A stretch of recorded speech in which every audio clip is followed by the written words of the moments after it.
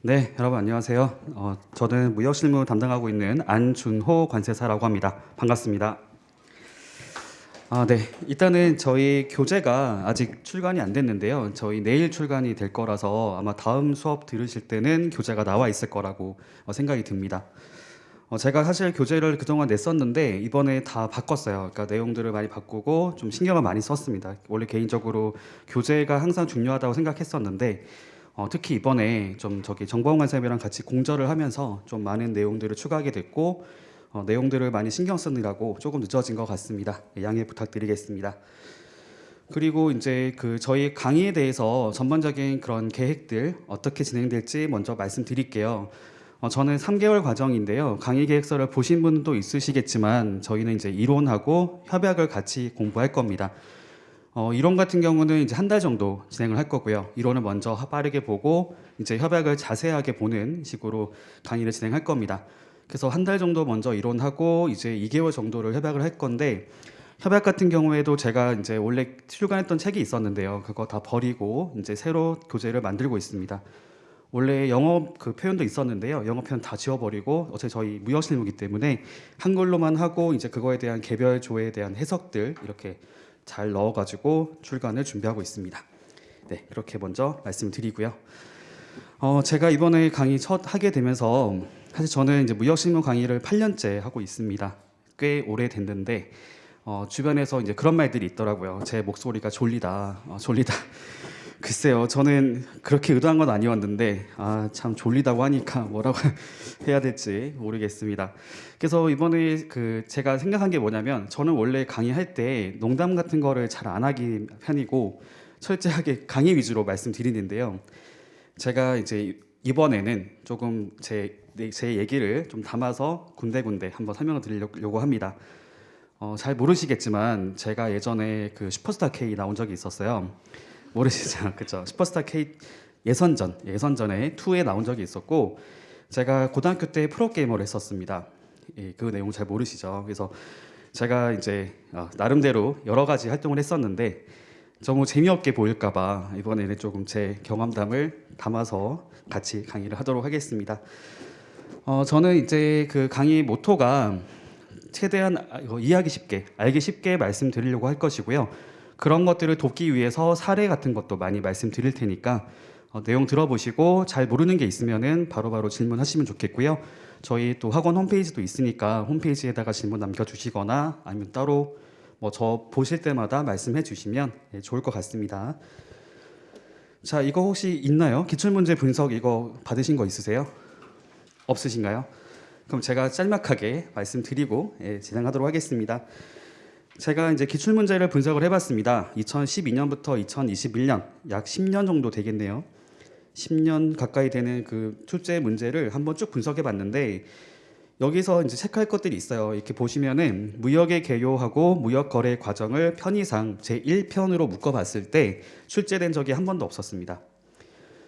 그만큼 중요도가 떨어진다는 거겠죠. 그다음 두 번째, 무역계약의 성립 과정이라고 하는 것들 해서 뭐 여기 보시면 이제 CISJ 인코텀즈까지 있는데 여기서는 31.2%가 출제가 됐습니다. 꽤 높은 확률로 출제가 되고 있다라는 것을 알 수가 있겠네요. 근데 더 자세히 보니까 여기서는 지금 무역계약의 본질과 CISJ, 그다음 정형거래 조건하고 인코텀즈 여기가 주로 나왔었고 이론적인 부분에서는 출제 가능성이 그렇게 높지 않은 것 같습니다. 철저하게 CISJ, 인코텀즈, UCP 600은 저희가 3대 협약이라 부르잖아요. 이런 것들은 굉장히 중요하다라는 것을 좀 생각하시면 좋을 것 같고요. 밑에 내려가 봤더니 제 3편이 있습니다. 무역 대금의 결제를 포함해서 이제 운송, 보험까지 나오는데 여기서 65%가 출제가 됐습니다. 그리고 더 자세히 보니까 이제 신용장을 포함한 대금 결제가 30%가 넘게 나왔었어요. 그래서 만약에 저에게 무역 실무를 공부한다고 했을 때 어디가 제일 중요하냐라고 물어본다면 저는 결제 파트를 말씀드릴 수 있을 것 같습니다. 결제 파트 중에서도 그 UCP 600이죠. 신용장 통일 규칙이 가장 중요하다라고 말씀드리고 싶은데 근데 또 자세히 보니까 최근에 출제되고 있는 것을 보니 운송에서 거의 나오는 거 보이시죠? 여기 보시면 이제 35점, 10점, 10점, 50점 이렇게 해서 운송이 계속해서 출제가 되고 있다는 것도 확인할 수 있습니다. 그래서 최소한 여기 나와 있는 신용장 통일 규칙하고 그다음에 운송 파트는 굉장히 중요하다라고 이해를 하시면 좋을 것 같고요. 그리고 보험 같은 경우는 이제 최근에 한 2년 동안 출제가 안 됐었는데 또 이런 것들이 다크호스가 될 수 있습니다. 또 이제 올해부터 출제가 될 수 있기 때문에 여기도 중요하다. 왜냐하면 그동안 많이 나왔기 때문에 그렇게 생각하시면 좋을 것 같고요. 마지막으로 이제 무역계약의 종료와 계약 위반을 포함하는 제4편 같은 경우는 3.8%밖에 출제가 안 됐습니다. 그런데 밑에 보니까 중재제도가 간혹 출제가 되고 있죠. 그래서 보니까 최근에 나온 적이 없었죠. 그럼 올해도 출제가 될 수 있다고 생각하고 있습니다. 개인적으로는 중재가 올해 출제가 될 수 있다고 생각하고 있어요.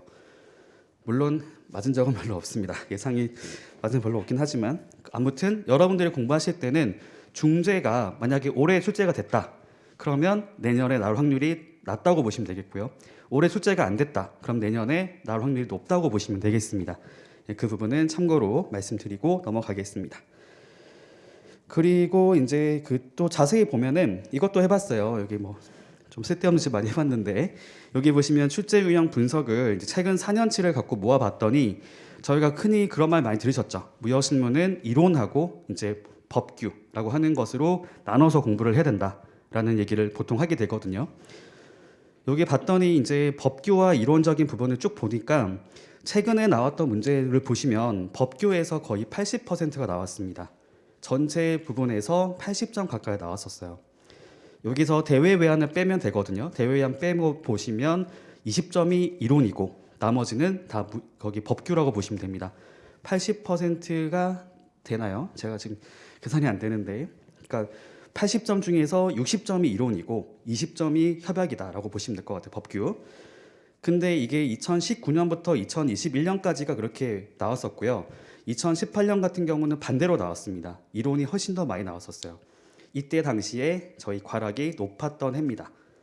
이론도 이론이지만 출제됐던 내용 자체가 상당히 동떨어져 있었던 뭐 환리스크 관리 기법, 정지 조건, 해제 조건 뭐 이런 거 잘 모르시죠?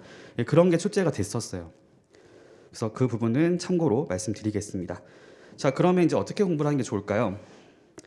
물론 올해부터 출제 유형이 바뀐다고 했기 때문에 사실 어떻게 나올지 잘 모릅니다. 올해 출제가 되고 나서 봐야 되겠지만 개인적인 생각으로는 여전히 법규의 중요성은 굉장히 높다고 볼 수 있겠어요.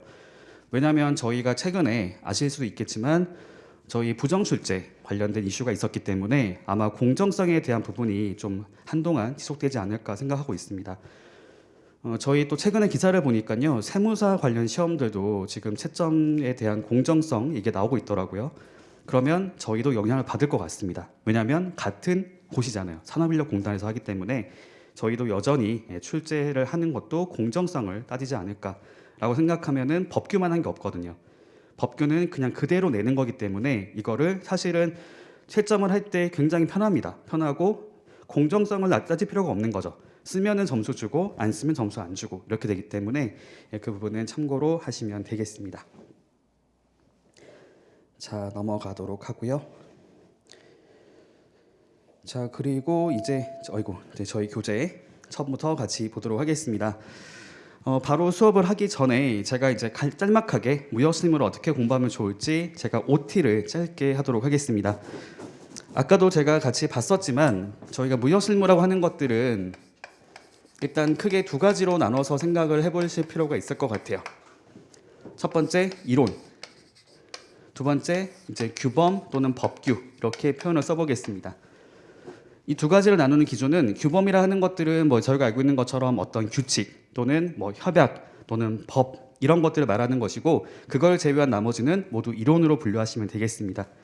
각자 특징이 있는 거죠. 이론 같은 경우에는 정답이 없습니다. 정답이 없어요. 이론은 사실은 교재를 보시면 아시겠지만 같은 내용을 가지고도 교재들마다 내용이 다른 것들이 있습니다. 그 말인즉슨 정해진 답이 없다는 거죠. 규범은 정답이 있어요. 뭐 정답이라 표현하기 그렇지만 딱 정해져 있는 내용들이 있기 때문에 그 내용을 정확하게 썼는지 여부가 굉장히 중요하다라고 보시면 되겠습니다. 여러분들의 출제위원이라고 생각해 보시면은 정답이 있는 거기 때문에 얘는 정확도가 굉장히 중요하다라고 보시면 될 것 같아요. 정확도. 근데 정답이 없는 것들은 정확도까지는 모르겠지만 어쨌든 내용을 이해하고 있다라는 것이 확인되면 점수를 줄 수가 있을 것 같습니다. 자, 그러면 이제 어떻게 공부하면 좋을까요? 여러분들이 만약에 이론적인 부분을 공부를 한다. 그러면 이해를 하는 쪽에 집중을 하시는 게 좋을 것 같습니다. 대신에 그건 있어요. 이해를 하는데 내가 이해한 내용들을 내 마음대로 설명하면 안 됩니다. 이해한 것들을 최대한 저희 그 수업 목적에 맞게끔 작성을 하는 것이 필요하기 때문에, 그래서 가급적이면 이해를 하되 그 내용을 여러분들이 이제 그건 구어체가 아니라 문어체 형태로 해가지고 내용들을 좀 잘 풀어 쓰시면 좋을 것 같고요. 저희 교본 같은 경우는 그렇지가 않은 거죠. 저희 관세법과 마찬가지로 이런 것들은 그냥 원문 그대로 정리하는 것이 굉장히 좋습니다. 왜냐하면 그 내용 중에서는 내가 봤을 때는 별거 아니라 봤는데 특정 용어들이 키워드가 될 수 있기 때문에 이게 같은 말을 썼다고 생각했지만 다른 말이 될 수가 있거든요. 예, 그런 것들을 상당히 주의를 해야 된다라고 말씀을 드리겠습니다.